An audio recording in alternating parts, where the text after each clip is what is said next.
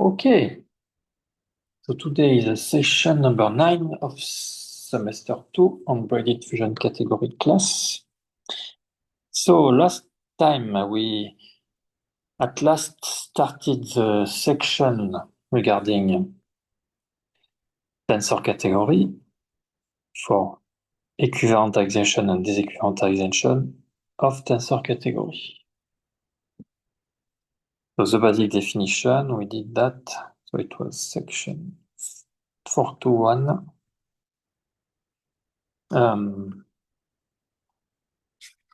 Are we still in section 41? Yeah. We are still in section 41. Okay. So,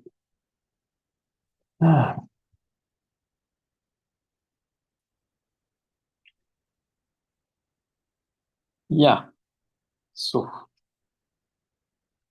here we introduce a very interesting notion of tensor category over a Tannakian, or here over a symmetric tensor category. So that's very important.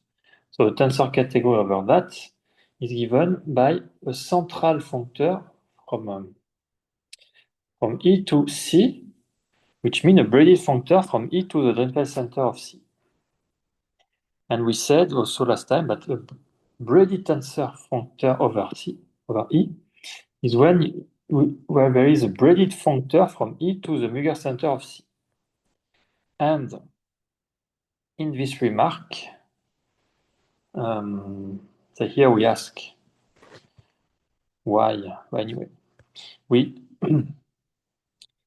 remark that a braided tensor functor, so you see the definition to not align perfectly. But in fact, this implies this. So a braided tensor functor over E is also a tensor functor over E according to this definition. Using this composition. Okay, and then we finish by saying that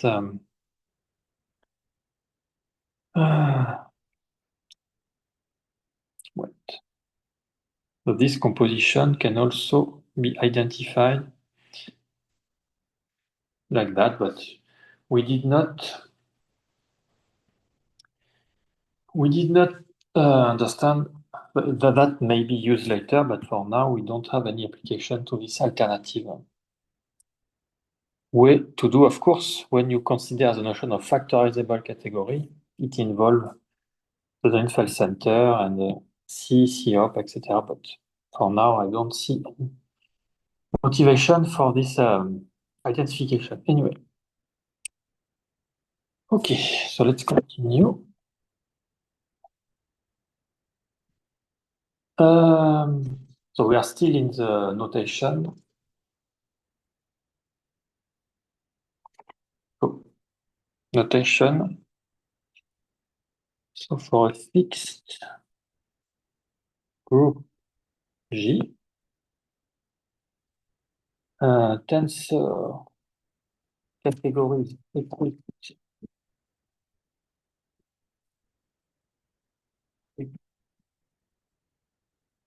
with a G action form the form the two categories whose one morphism are tensor functor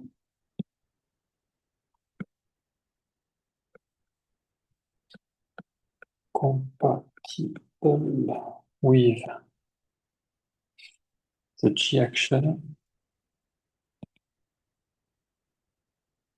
and the two morphism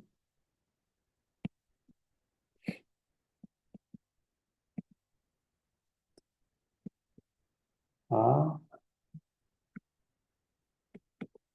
tensor isomorphism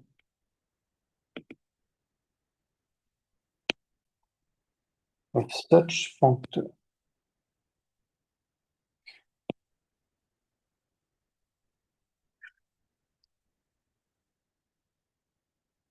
And you have the same thing for if you consider braided tensor category. Similarly,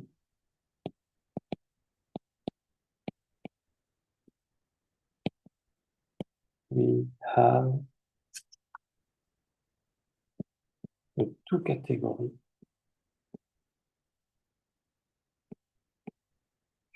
of braided tensor category.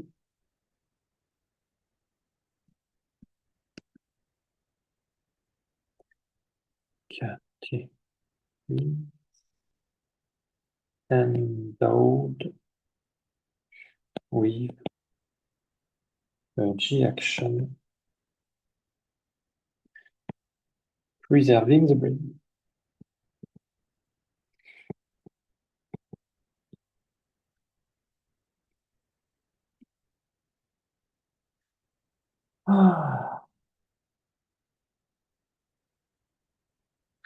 Good. So it was about tensor category or braided tensor category equipped with a G action.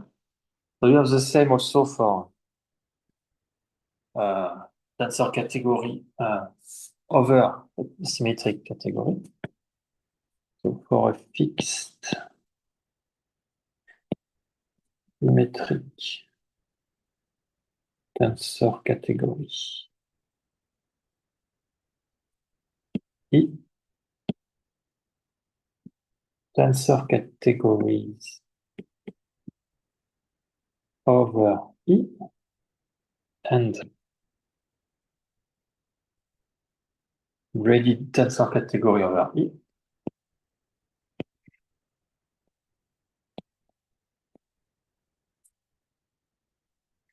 also form two categories.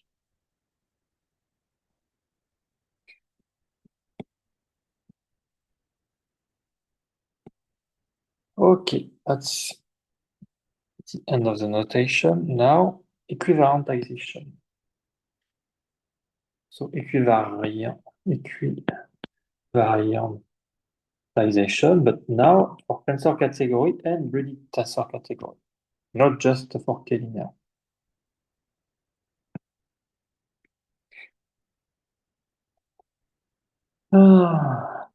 Okay. So let J be a group acting on the tensor category. Let a group G act on the tensor category. C denote, so as usual, by CG the category of G equivalent object in C. So this CG, we already mentioned that in the K-linear case, but it's the same thing. So denote the category of G equi. So the construction is the same. Remember, it's given by these objects are coupled. So the first component of the pair is an object of the category. The second component is a sequence of isomorphism coming from the action of G. So G equivariant object in C. So be careful.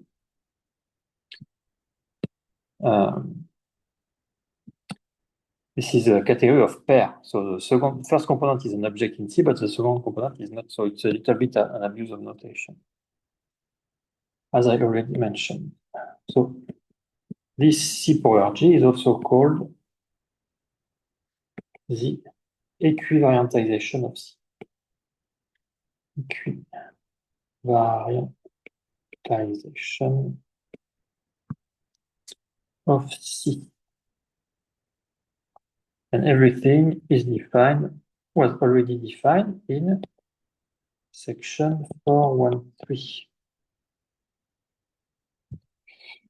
So now what about the tensor structure?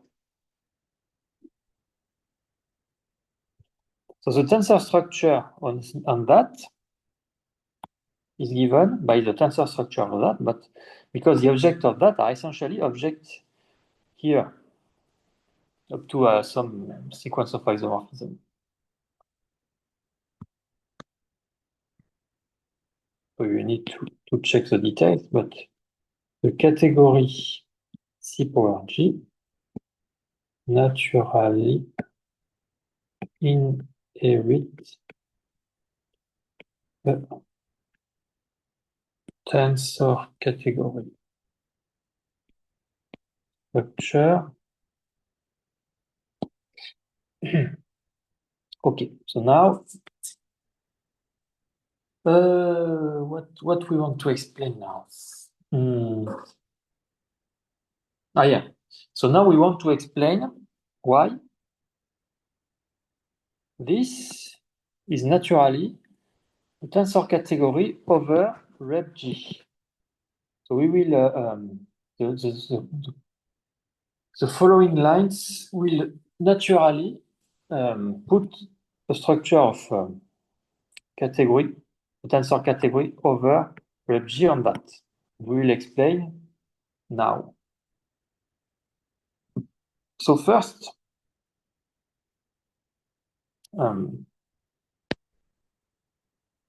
there is a canonical tensor functor. So from VEC to C. So C is a tensor category, so you have a unit, and you can map. So this is generated by its unit. Here we also have a unit, so you map the unit to the unit. So you can see this as an embedding. So you kind of that did not specify, but I guess this is the obvious embedding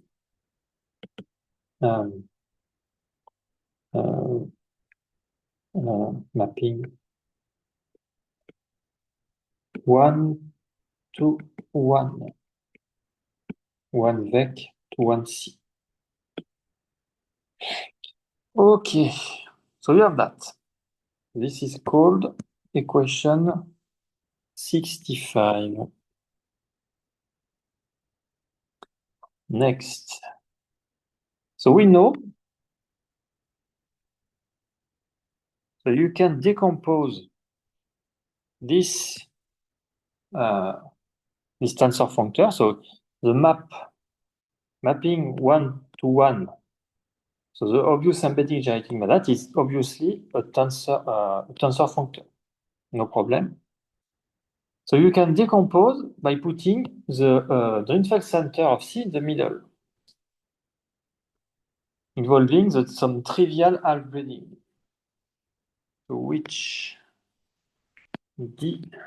decompose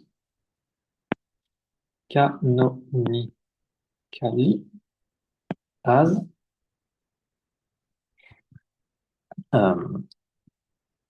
VEC functor to the Drinfeld center of C and to C, where here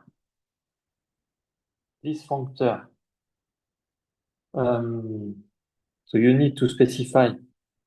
So you map again. You map 1.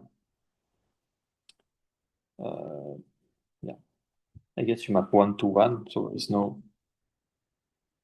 trivial half-breeding. So here you remember this category is a category of pair of some object here for the first component, and the second component is some half-breeding. So here you map to 1 to the pair of 1 with the trivial half-breeding. So I guess you map 1 VEC to 1 C Z of C. So trivial half-breeding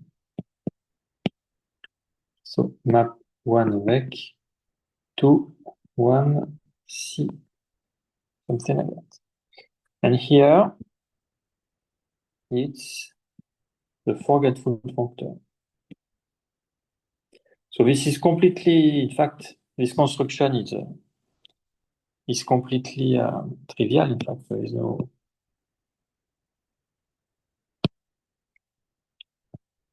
there's nothing nothing deep here. Everything just involves the trivial category vec. Okay, but you use now you apply the equivalentization to this equivalent. So you apply the kind of equivalentization of that. You put power G everywhere, and you see that so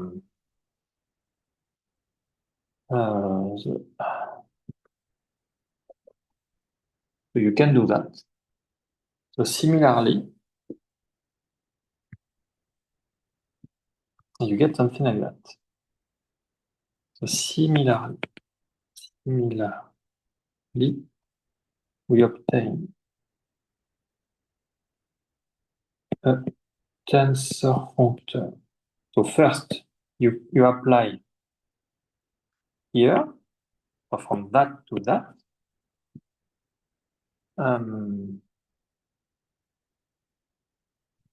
So you obtain a tensor functor. Remember that vec, the equivalentization of vec is rep G to the equivalentization of C. And here my explanation is the following.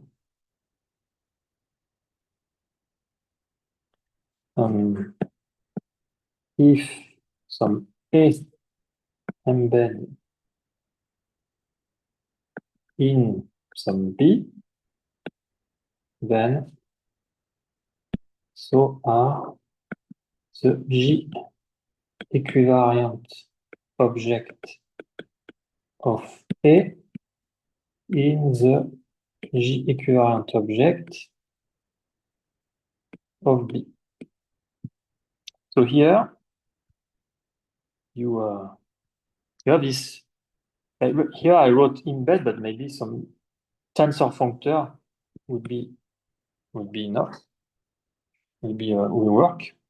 You have something like that. Remember that is the G equivariant object here. In particular, you can, if you up to this abuse of notation, you are just considering some object, a subclass of object here. In particular, there are subclass of object here, which are G equivariant. So you naturally have this embedding also. It is, this should work for any tensor functor, I guess. If you have a tensor functor from A to B, then you will have a tensor functor from AG to BG or something like that. So this is again trivial. So this is called 66.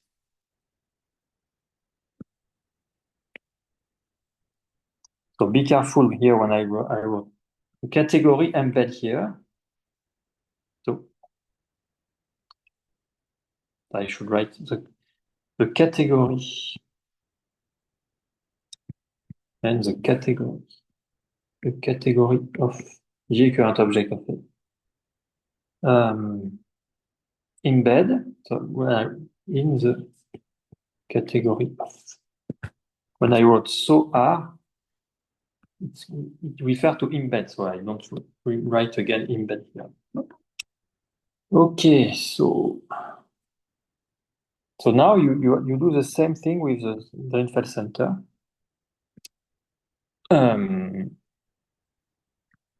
So you put the Drinfeld center in the middle of that.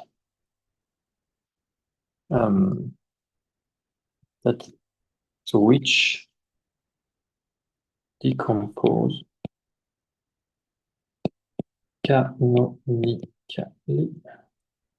as So Repchi. Repchi. Interesting. Kichi.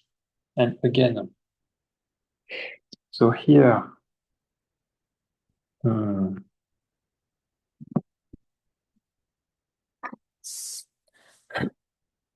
here you still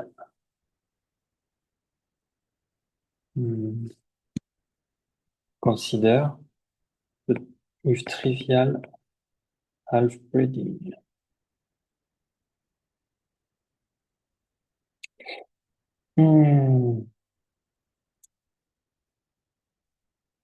And here, still the forgetful functor. So be careful here. It's a little bit more subtle. So the object here are pair of some object here, not all, but some object here, and half breeding. So remember that this embed here. So in particular, but this is braided. So you have, in some sense, you can get all the objects here. So the object, all the objects here, seen as here, are considered in the Drifel center. They all have some braiding. In fact, the braiding is trivial here. So it makes sense to consider this kind of embedding. So this, you can see that the object here are object here, so object here, which has a braiding. So in particular, they have a half braiding. In fact, it's a trivial half braiding. And you put, this is what you are doing here. And here, the forgetful functor. Okay.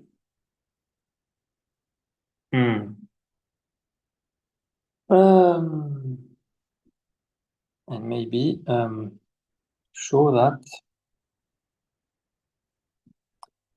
the exercise. Show that it is a braided functor. So you have a braided functor according up to this, between that and that, which is a definition, remember,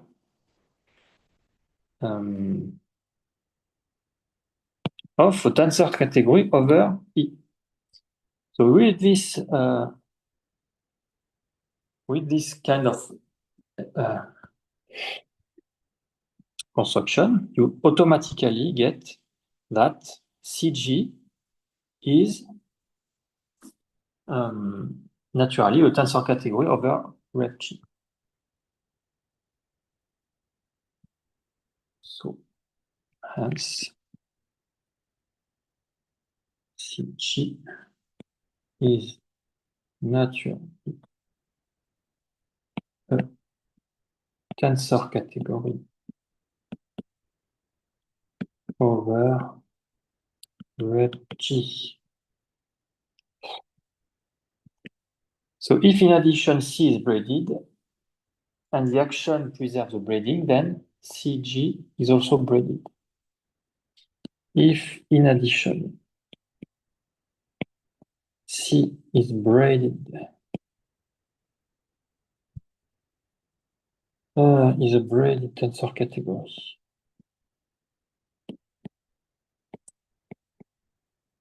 And the action of G preserve the braiding, then exercise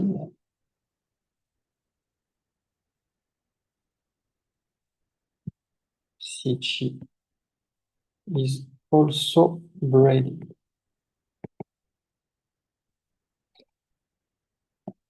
Moreover, again exercise The functor 66 here is a braided functor.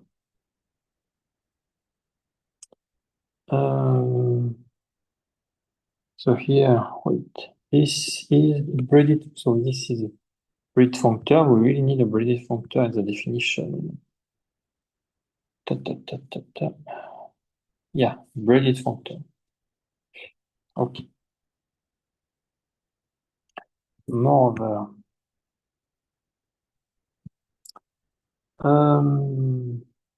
moreover, the functor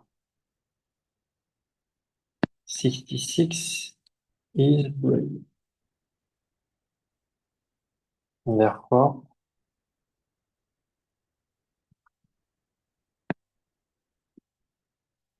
CG is a braided. So we have the braided tensor functor, tensor category, over rep G. So here we observe that the difference between to be a tensor category over rep G and to be a braided tensor category over rep G, you need some extra thing. So we need this to be a braided functor. So it is not the definition which was used here to be a braided tensor category. We need a braided functor from that to that. So wait, C, Mueller centralizer. So what are we talking about here? Yeah, so it's exactly my point here. Here you have a braided. We need this to be a braided functor from that to that. Here they are not using the Mueller centralizer. That was my question here. Why they are using the Mueller centralizer here? So let me check if I did not omit some Mueller centralizer somewhere, but I don't think so. Their definition are not coherent. 66. So maybe my guess, but I'm not sure. But if you have a braided tensor functor from that to that, then automatically you can restrict to the Mueller centralizer. I'm not sure, but it was. Let me check. Also the definition 416. There is really, yeah, Mueller centralizer.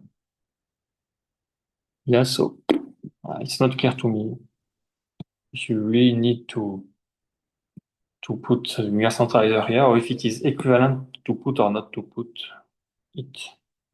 But here, I said it's a braided tensor functor just by saying that it's braided functor here, which without taking the Mueller centralizer of that. So it's not a little bit confusing, but let's expect that it is equivalent. Okay. So now, so we will state and prove the same kind of equivalence of two categories as done just for linear categories. But now we have tensor category and braided tensor category. So we need to check this extra structure. But in fact, in some sense, this entire section 4, there are a lot of content of this section 4 is more or less to check that everything works well. You have a construction, equivalentization, disequivalentization. So you have in mind what is equivalentization. So you are taking, remember this, some sense, an object which is stable by section of G, and the disequivalentization in some sense is just the A module object where A is the regular algebra or function. So you have this construction. So you can resume this construction in one line, taking equivalent object or the D module, A module. And you have the paper, this section 4 is about 20 pages to explain that this construction, so you can get an equivalence of two categories, etc. For a linear category, for tensor category, for braided tensor category. And so the entire section is just checking that you really have this equivalence of category. So yeah, it's important, but it's a little bit boring to read because it's a list of checking. That's not very motivating. Anyway, hopefully it works. So then it will be a kind of very powerful result, this equivalence of two categories, but not so much interesting to read, but very interesting to use.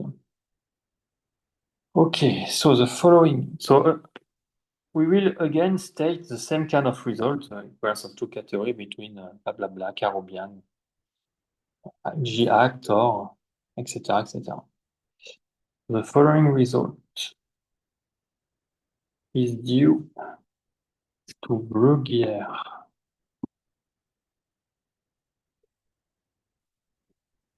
Well, 2000, Hughes 2000 also. Who establish it in the setting of premodular categories. So what we will do here, it's a little bit more general. Established it in the setting of premodular categories. The theorem 480. So the same kind of theorem as before. Let G be a finite group.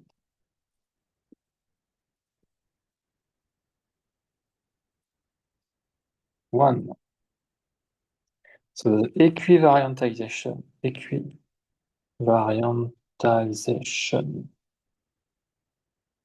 induces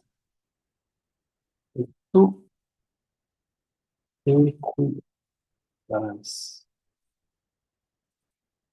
from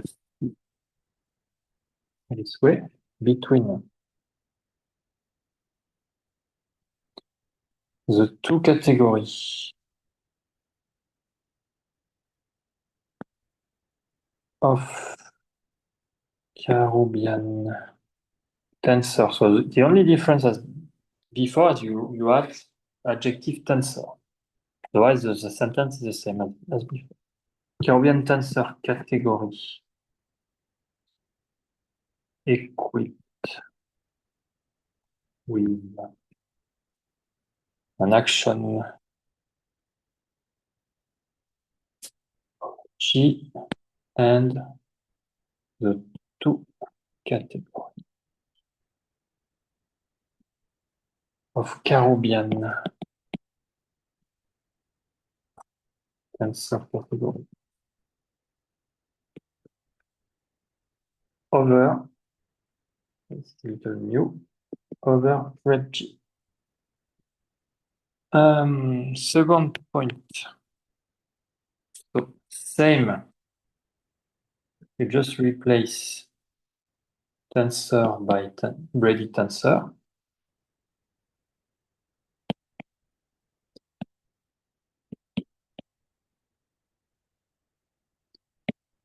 Okay. And the last point is about the fusion. Let C be a Karoubian tensor with an action of G, be a Karoubian tensor category. Be a Karoubian tensor category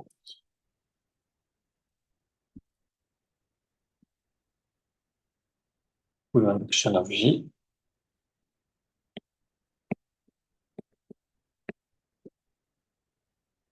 Then C is a fusion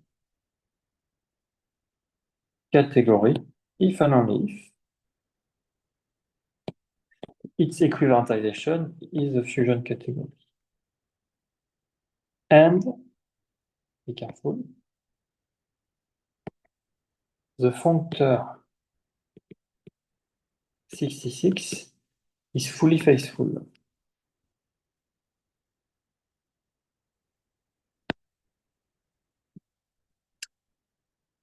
And functor 66, this one here.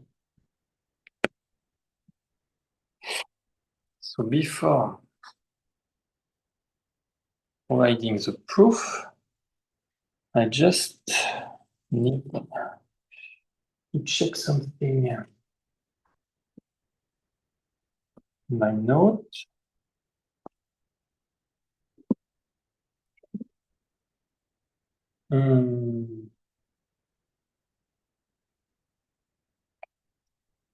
Where is it?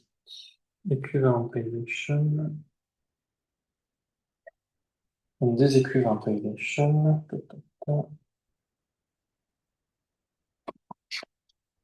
Wait a minute.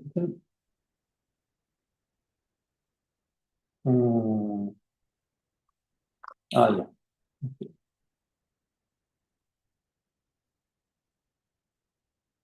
Yeah.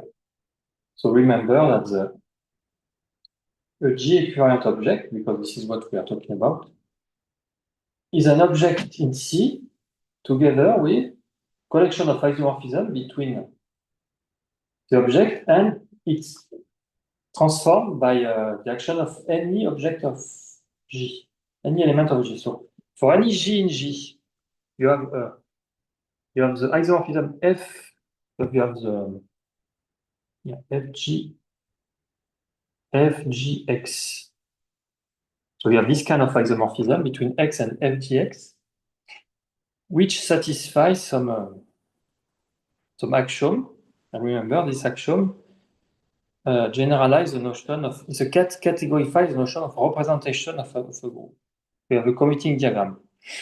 So a G equivalent object is really a pair of an object together with a collection of isomorphism. So the object is invariant by the action of G up to isomorphism, and you have a commuting diagram categorifying the notion of representation. So sometimes the object is really a representation in the categorical sense. Okay. So,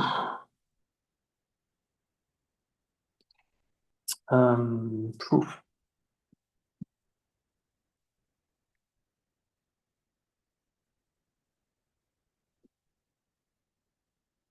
So what about the first point, equivalentization induce a two equivalence between the two categories of Karoubian tensor category equipped with an action of G and the two categories of Karoubian tensor category over rep G. So we have from that an equivalence from that to that, and we already made one way. So to prove the equivalence, we will make the inverse. To prove I, we construct an inverse. And in fact, the inverse will be exactly as for linear category using the module.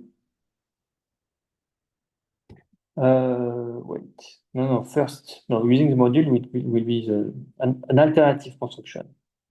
Here we will use the construction with enrich rep G category. So also as for linear category, use the construction with enrich, and then if I remember, we will explain an alternative construction using module.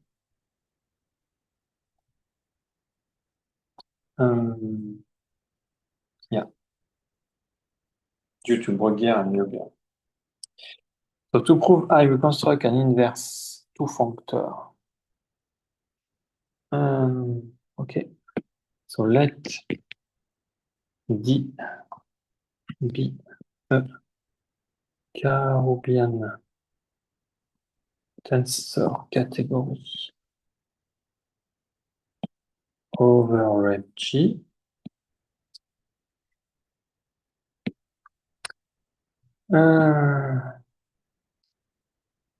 Observe that the Drinfeld center of D act on D by tensor multiplication involving the forgetful functor, I guess, because remember that objects here are pair, where the first component is some object here and the other component is outbreeding. In particular, if you take via the forgetful functor, you can take a tensor product of an object here, an object here. So we have a kind of action. So via the forgetful functor. So it acts this way. And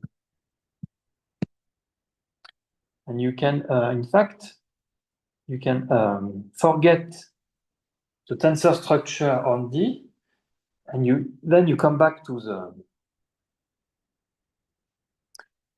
linear. Wait.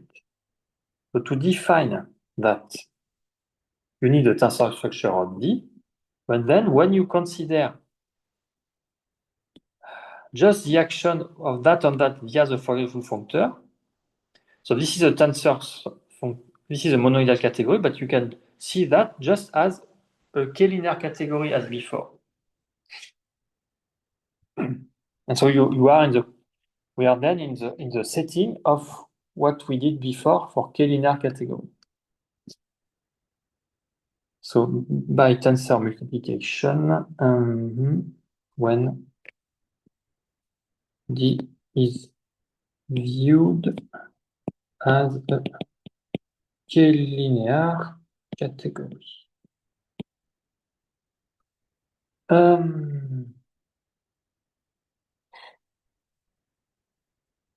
So, yeah. Maybe we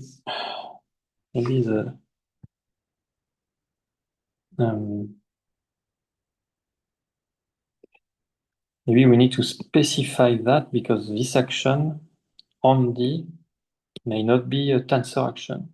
I don't know. Anyway.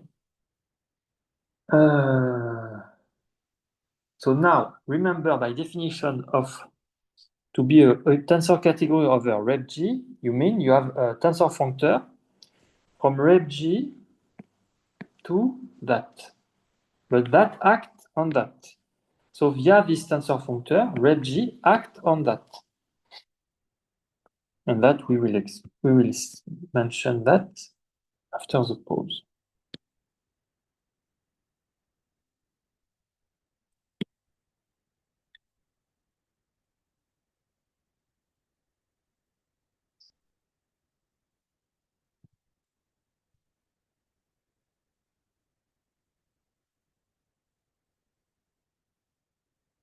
Okay, so to prove the first equivalence of two categories, we need to make an inverse. We consider a Karoubian tensor category. We observe that G acts here by multiplication. If you see it at a tensor category, you have the Drinfeld center, but the object here, some object here with together with some algebraic. So in particular, by the Fourier functor, you can act this here, and then if you forget the tensor structure here in G, you see this as a K-linear category, so you are in the setting of the previous section. And then, or you need, or you need maybe if you say act on D as a tensor category, maybe there is a problem of tensor action. I don't know. But in any case, we will apply the previous settings, the previous section. So we are in this case. Then, so the tensor functor rep G to CD. Thus define an action of rep G on D as they insist on as a K-linear category, so I guess may not be an action as a tensor category. Maybe there is. We just need it as a K-linear category. Now, by the previous section, 417, this give rise to a rep-enriched category. To a rep-G enriched category, denoted this way. So recall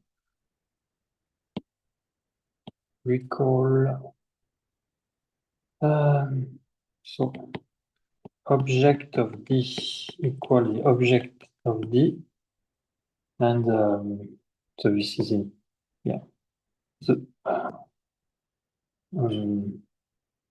so the morphism in D are the internal home where the internal home so let me come back. I will not write page 87, 88. So remember you have so you have something like that, or maybe I can write it's okay. Home G V D. So the internal home is defined like that. It's okay, defined as follows. Okay, so this was section 417.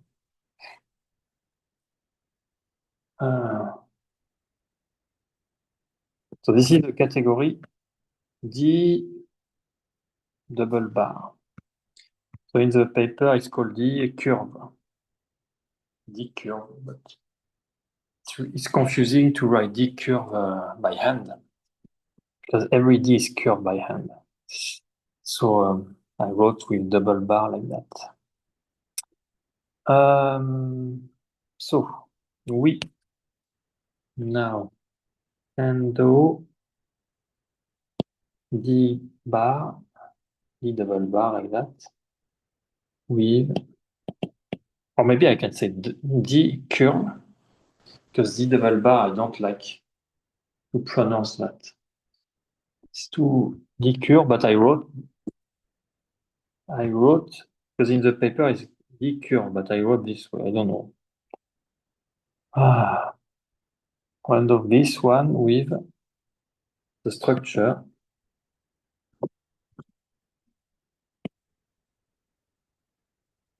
Structure. Um, so wait. Of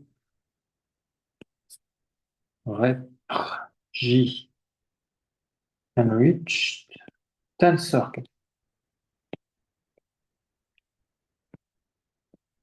So really the new tensor.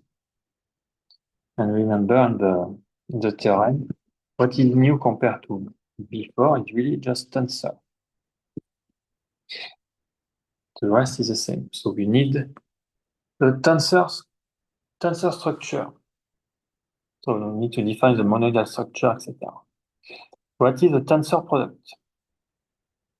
The tensor product is the same as the tensor product on D, because D is as a tensor structure, so you take the tensor product on D. But the tensor on the morphism, remember the morphism are not the morphism of D. Remember, if I'm not mistaken, the home dxy was internal home xy fixed or something like that. So it's not the same, not the same space. So you have to define tensor product. So for the object, the tensor product is the same, but for the morphism, you have to say something. So the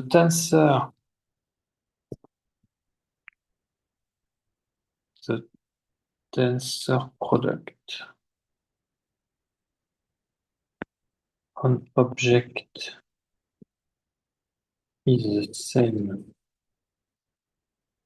as that of D. So to define it on the morphism,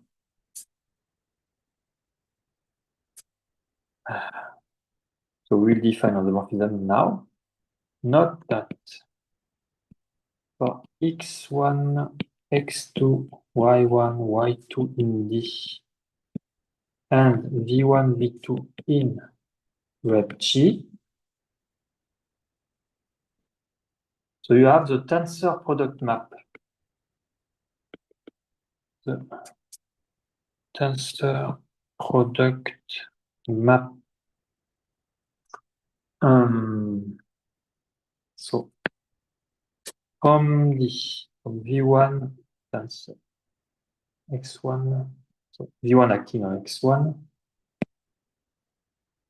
from V2, so x2, y2, to only V1, V2, tensor x1, 2, y1, y2.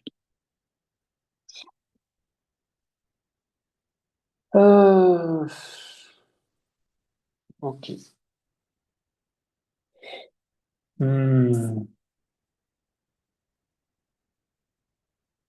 So I guess, pictorially, the existence of this map. You have a canonical map doing that. In fact, this action here is defined like that, tensor that, I guess. So it's just, you have a canonical map this way.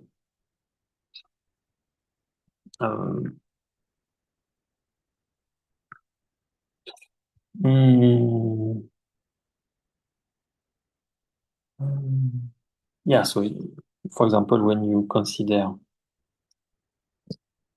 in general, when you consider, for example, you have a morphism f from x to y, from g from x1, y1, x2, y2, then you get this is the same as the morphism f tensor g. from x1 tensor x2 to y1 tensor y2.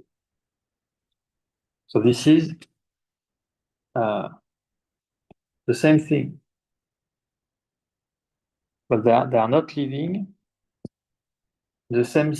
Here you have the home space of that tensor, home space of that. Here, home space of that. So you see, this is straightforward. So this is the same idea here. Oh, well, I'm limited in how many times I can come back. Okay. So now what we want is to get something for internal home. So remember, internal home is defined with this kind of home space, but you move the x the other side and you define it as an internal home. So you can apply internal home construction here. And so this can be interpreted as a map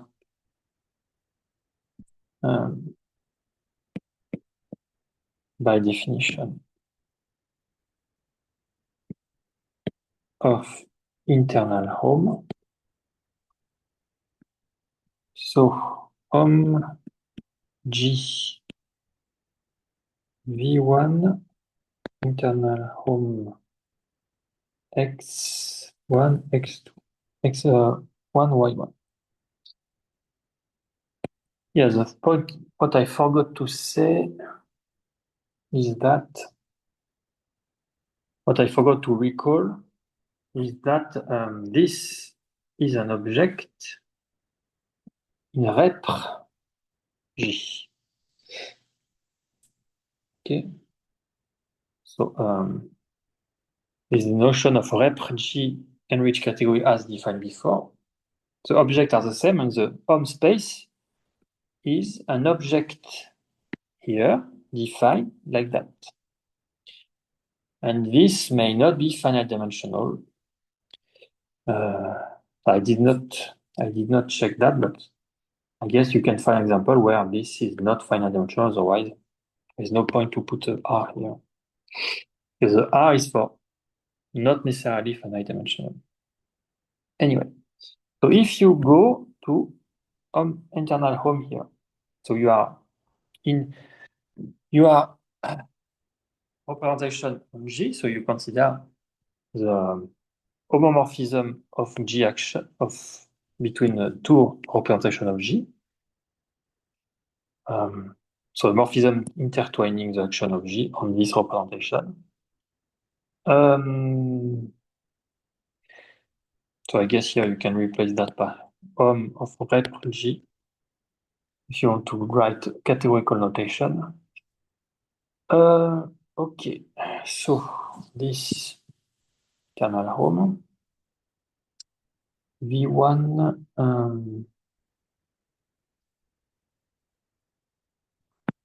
tensor home G V2 internal home x2 y2 to home G V1 tensor V2 to internal home x1 tensor x2 y1 tensor y2. And this is called question 67.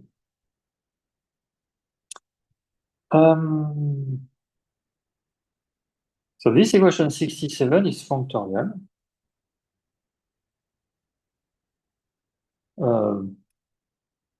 I will write exercise, but maybe it's by definition of internal home. So, let me write exercise.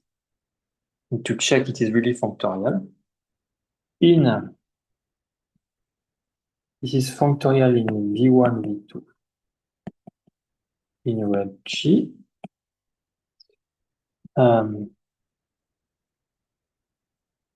So since this is functorial, it defines a rep-G morphism between the internal home. So you can consider only what is inside here. So that tensor that to that, so you really get a tensor structure. It defines the rep-G morphism. Internal home 1x1, 1 tensor.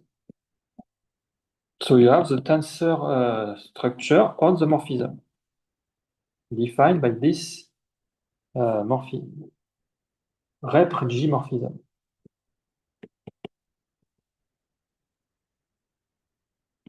So you can do tensor product for morphism. You take a morphism here, you can make the tensor product. Yeah. Okay. So this defines the tensor product on the morphism.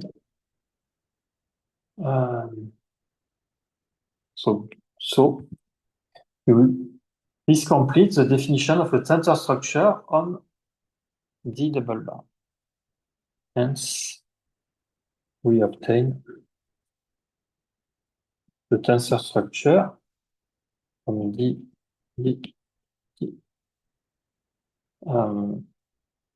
So it is well defined now on the object and on the morphism.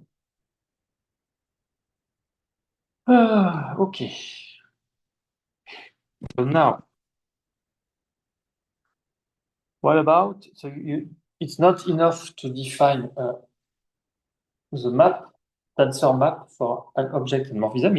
It should satisfy the axiom of the monoidal category. But fortunately, the axiom, the associativity constraint, principally, essentially, come from the one of form. There's nothing to check. You should check it really inherit from that, but otherwise, it's okay. So associativity constraints of this rep-G enriched tensor category are inherited from D itself. Exercise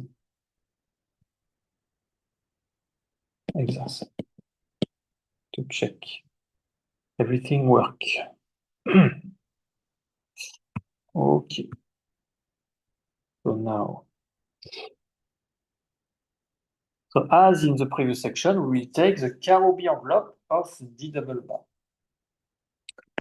As in section 418, let D double bar index G denote the Karoubi envelope. So idempotent completion, idempotent completion of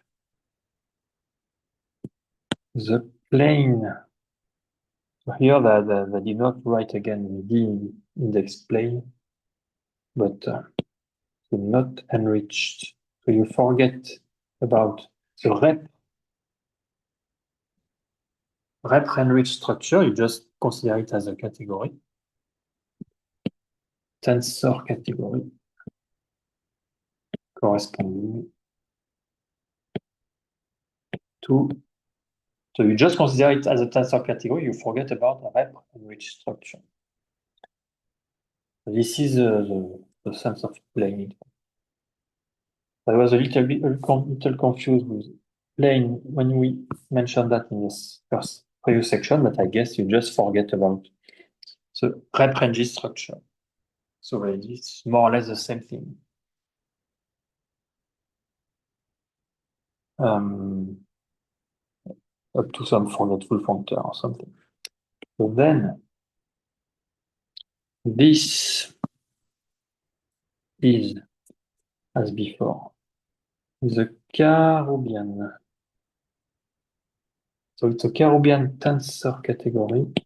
So we know it's a Karoubian category because it's a Karoubi envelope, but the fact that it is also tensor maybe require an exercise. So the Karoubi envelope keep tensor structure. Karoubian tensor exercise.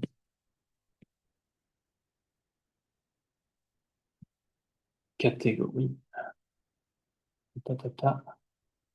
Tensor category. Equipped with an action of G as in the previous section. The resulting two functor that is inverse to the equivalentization two functor. Is inverse to the equivalentization two functor G by the theorem 4, 9 and its proof. I guess this means that it's exactly the same as before. Here to finish, you don't need to consider the tensor structure. So this proves the first point. They state that the second point, so with braiding, is entirely analogous. So the braiding don't play any specific role. Analogous. So check exercise. There is no missing details. And now about fusion. To prove about the fusion. Recall that the fusion category is a tensor category. Yeah, so so according to their definition of tensor category, remember, this is more or less essentially they define tensor category as a abelian monoidal category. And so in particular, it's not rigid, it's not but in EGNO book, tensor category is already rigid. And so according to this, according to this paper, the fusion category is a rigid semi-simple tensor category, where their definition of semi-simple also includes some finiteness. So you have to be careful. There are many notation in this paper which do not align with the modern notation in EGNO book. So anyway, be careful. Recall that tensor category, at least the definition of fusion category is the same in both references. Is a fusion if it is rigid, semi-simple, in the sense of section 4.1.11. And this definition of semi-simple include finite. So you have finitely many simple objects, which may not be the case for semi-simple in general. Semi-simple means just that any object decompose into a direct sum of simple objects. But you may not have finitely many simple objects. But in this paper, semi-simple include finite also. So it's fusion. And has a simple unit object one of C.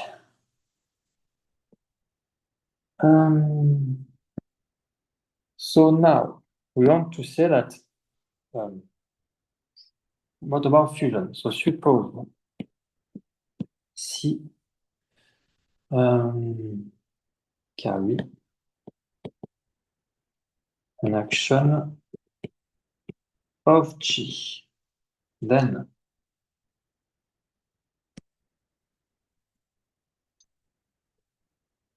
CG is rigid if and only if C is rigid. And so one way is trivial and the other way follow from lemma 4.6 third point. So the only if part direction follow from lemma 4.6 third point, which was so lemma 4.6 third point. Every object in C is isomorphic to a direct summand of yeah, so it's a little bit complicated. So you consider the forgetful functor between C power G and C, and its right and left adjoint called the induction functor. And then, so here we don't need the induction. So just take every object in C is isomorphic to a direct summand of an object in CG forget in C. Yeah. So yeah, this is exactly, yeah, it's okay. And you can take Y to be the induction and of X. This was lemma 4.6 third point. Any object here is a summand of an object here. So using that, you get the only if direction, I guess. And the other direction should be trivial. So rigid, remember, rigid means every object has a left and right dual. And left and right dual is defined by the existence of an evaluation and a co-evaluation map satisfying the zigzag relation. So you can consider again that as an exercise. Okay, so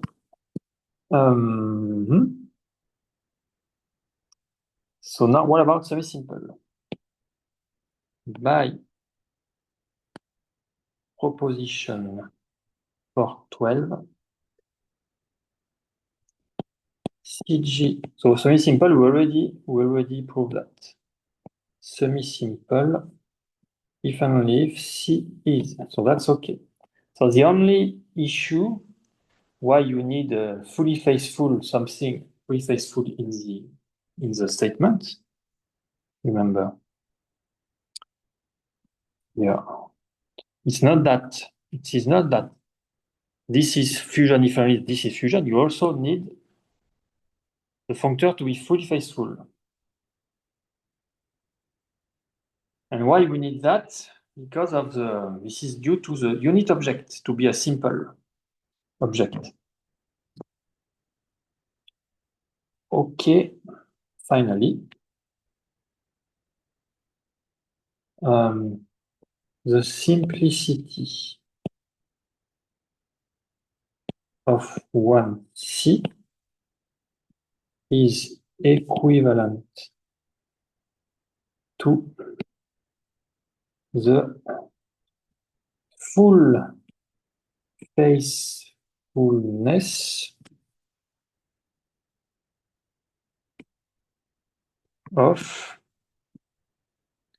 the functor 65. So first consider the functor 65 here. Well, which one from VEC to. So here the unit is simple. 65 here. Here the unit is simple. So the fact that the unit by free faithfulness, the unit is also simple here, but if you consider the Schur lemma. Wait. By Schur lemma, maybe Schur lemma is not enough because then it will be just linear simple, not just simple. Okay. I guess you need, so Schur lemma may not be enough. You need the fully faithfulness of the entire functor.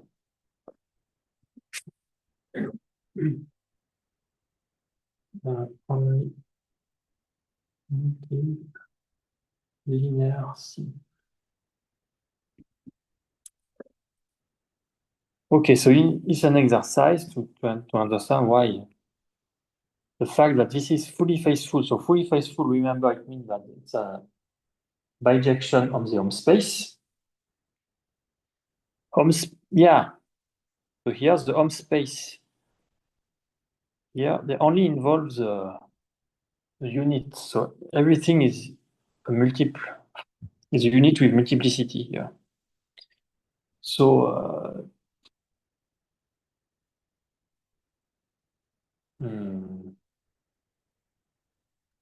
so when linear simple implies simple, so you need, so I forgot when linear simple implies simple. For semi-simple tensor. When it is semi-simple, tensor category, it's okay.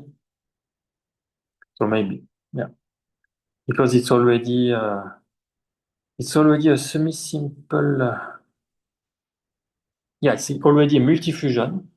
Yeah, I guess it's enough. We know that it is multifusion, and so fusion category is multifusion category is fusion if the unit is linear simple, and then it is simple. So I guess it's enough to do this way. Okay, finally, the simplicity of 1 is equivalent to the full faithfulness of the functor 65.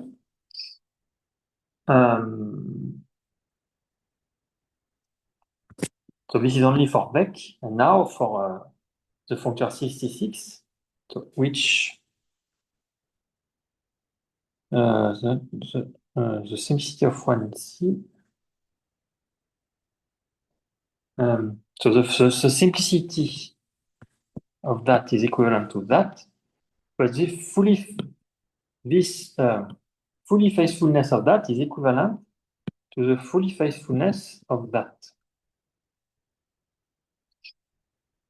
So the fact that this is a unit in the multifusion category, so fusion category, is equivalent to this to be a unit.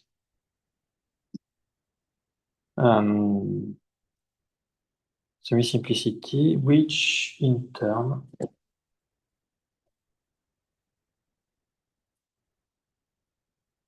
is equivalent to the fully faithfulness of its equivalentation, equation 66. So, which in turn is equivalent. So, exercise for that. And for that, here, you can say,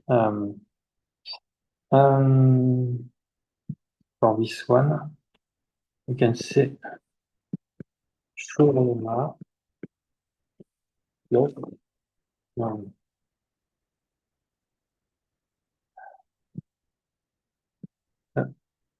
multi-fusion category where one is linear simple imply fusion.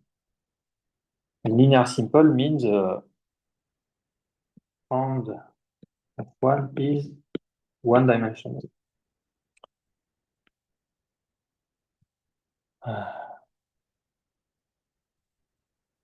So that should be enough. Linear simple. Which means multi-fusion category.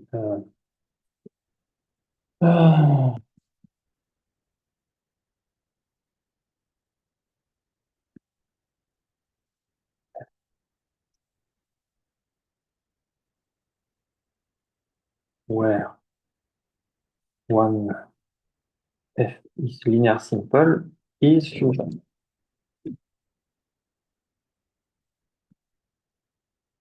Linear simple means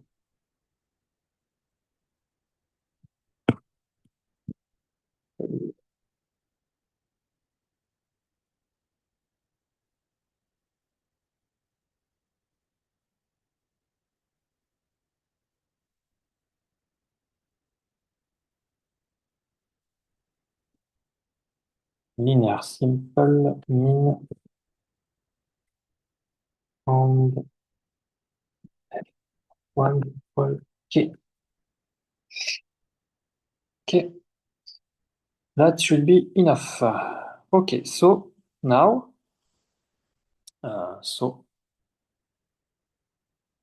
fusion if only, the other is fusion with fully faithful functor. Ta, ta, ta.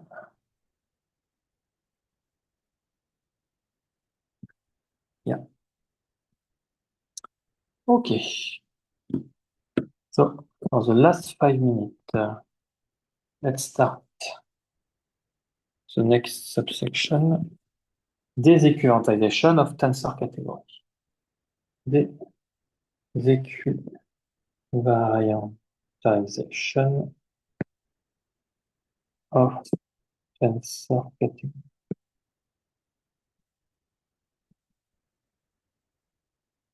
Oh, I forgot about this.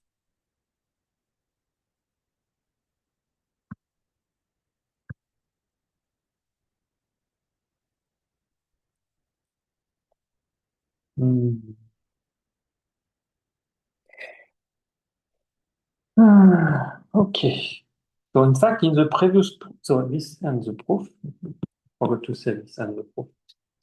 So in the previous proof, we consider the inverse of the two equivalence of category. So we prove it's a two equivalent by providing an inverse. In fact, this inverse is precisely the desequivalentization with no surprise because this is exactly what we did in the previous section. So in the proof of theorem 418, we describe the inverse of the equivalentization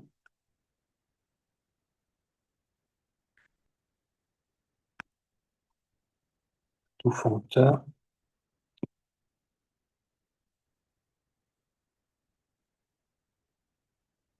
okay. And as I said,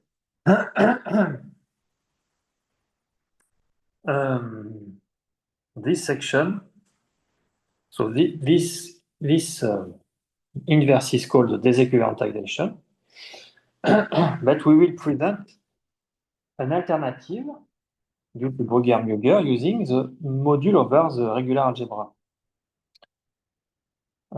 Here we present an alternative. So it's really funny because in the previous section, the disequivalentization was first defined as a module object over the regular object, algebra, and then we present an alternative due to Beilinson using rep-G enrich thing. And now they define first with rep and enrich and give alternative with so. Yeah. It's an alternative description due to Bruguière 2000.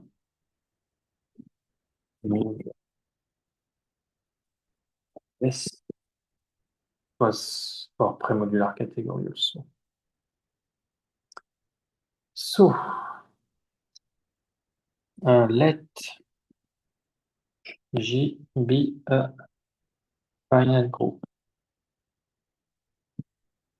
and take G to be the Tanaka category rep G. Equivalently, let E be a Tanakian category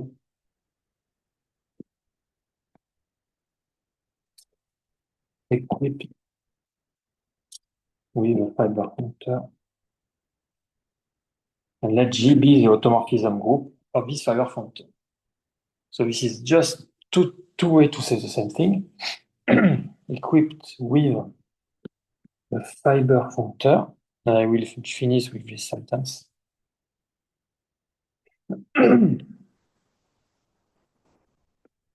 So that. And let G be automorphism group of this fiber functor. So this is Delin's theorem. So data of of a finite group is the same as the data of a Tankian category equipped with a fiber functor. Okay, so I will stop here. We'll explain re-explain the alternative way to define the disequivalentization using module over the algebra object of function tomorrow. So let's stop here.